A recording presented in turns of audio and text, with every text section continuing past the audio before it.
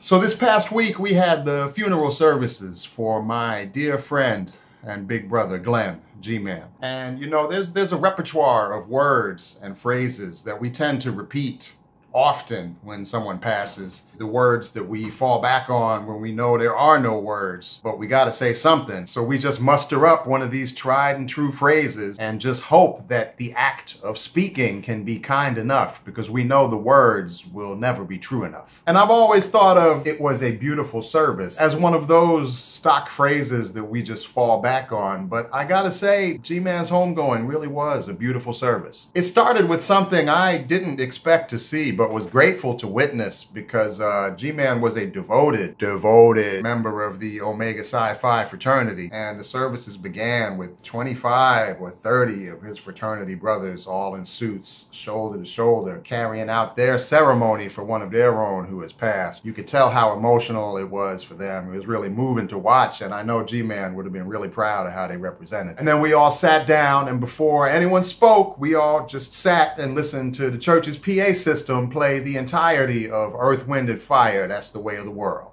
And at first we were all just sitting quietly, most of us crying along with the song. And then of course by the second half we were all singing along together. And then after that the choir came up and sang, and it was all a perfect testament to the nourishing power of music that G-Man was a champion of all his life. And then after that it was the preacher's turn to come up and speak. And as preachers are known to do, he came up and said, "I'm not here to preach today." And then he started preaching. But I was glad he did, because I felt like he was feeding us exactly what we needed in that moment. And it gave me so much appreciation specifically for that church tradition of oratory, that mastery of performing the act of speaking in a way that's kind enough to feed your soul what it needs, even when you can't precisely believe all the words. And then it was time for each of us to come up and share our memories of Glenn and hear about all the different kinds of family that he built and community he sustained. And once we got to the end and I looked back over this whole service, how we had this fraternity tradition and musical tradition and church tradition all come together to help us honor his life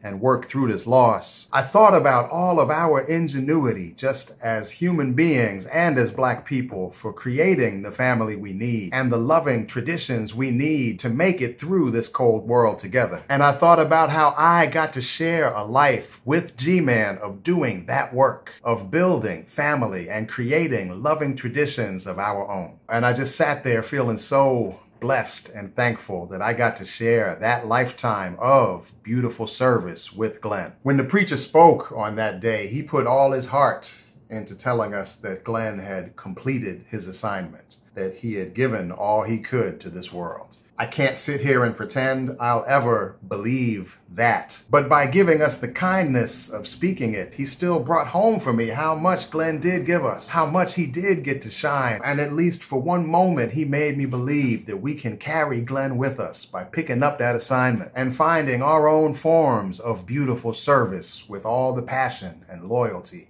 and love that Glenn brought to it. And I don't even know if that will ever really feel like it's enough, but I'm still gonna say it like I mean it, just like G-Man did whenever he got on the mic, and I'm gonna do my best to live it for him.